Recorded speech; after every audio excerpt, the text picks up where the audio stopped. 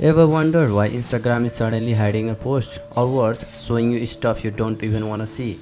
Well, blame it on the sensitive content algorithm, but don't worry, I have got the fix.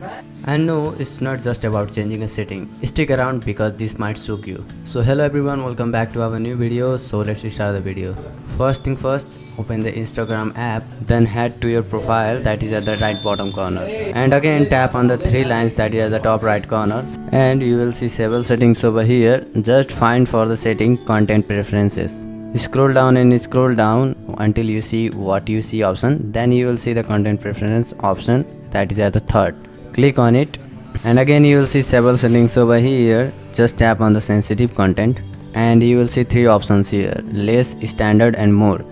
Tap on the less option and again tap on the confirm option. After this, restart the app and Instagram will refresh your feed algorithm. So that's it for this video. If this video helped you, then hit the like button and do subscribe for more videos like this. Bye bye, see you all in the next video.